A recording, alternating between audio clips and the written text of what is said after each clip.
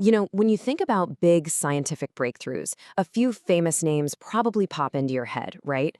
But so often, the real story is built on the work of brilliant people we've never even heard of. Today, we're going to talk about one of those stories, an absolutely crucial piece of climate science history that you've probably never come across. Okay, so let's set the scene. We're going back to the year 2007. And this year, well, it was a huge one for climate science.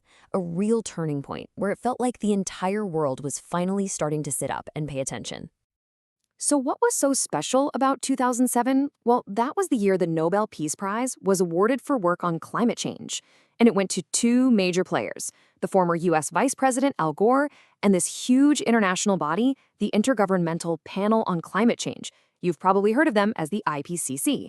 They got the prize for their massive effort to get the word out about man-made climate change. But think about that for a second. An entire panel wins a Nobel Prize. That's a huge group of people. So it begs the question, right? Who were the actual scientists doing the work, the folks in the trenches doing the research that made that incredible recognition even possible? Well, today we're focusing on one of those very scientists. His name was Dr. Mohammed Sanusi.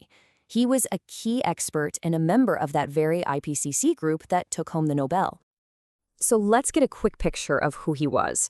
Dr. Sanusi was from Iran in Algeria. His whole world was climatology, specifically tropical meteorology. And, it's a sad part of his story, but he passed away from an illness back in 2014. He was only 58 years old. But wow, the impact he made in that time was just immense. And his story is really incredible, seeing how he went from being a scholar in his home country to a globally respected expert. It all started with a really solid academic foundation right there in Algeria. And this timeline here, it just lays out his journey so clearly. Look at this. He starts out with a degree in mathematics back in the 70s. You can just imagine how that sharp analytical mind would later apply to climate science. Fast forward to 2003, and he's co-authoring really important papers on climate change in North Africa. And then bam, just 4 years later, he's a key part of the IPCC's Nobel-winning work. And he didn't stop there. By 2011, he's digging even deeper with his critical research on the Mediterranean coast. It's just, what a progression, It really shows his dedication and growing influence.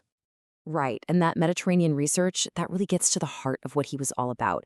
Dr. Sanusi poured so much of his energy into understanding and, more importantly, protecting his home region from the growing threat of climate change. So he zoomed in on the Oran Gulf and the Maghreb countries. He was looking at things like rising sea levels, crazy storm patterns, the real-world effects. And what he found was pretty scary. The Oran Gulf was incredibly vulnerable to things like erosion and serious water quality problems. But this wasn't just some academic exercise, no way. This was vital, hands-on science designed to help protect the very coastal communities where he lived. And frankly, it's this kind of detailed, on-the-ground data that made the IPCC's big global reports so powerful and so accurate. But get this, his contribution wasn't just about his own research, as amazing as that was. He was also incredibly passionate about building up the next generation of scientists. He was creating a legacy that he knew would continue long after him. And you can see that so clearly here. I mean, he was a professor at the Meteorological Institute in Oran, directly teaching young minds. He was a founder, helping get the Algerian Association for Climate and Environment Research off the ground. And, maybe most importantly, he was a mentor. He was actively starting projects just to give young scientists a leg up in the climate field. He wasn't just doing the work, he was building a community.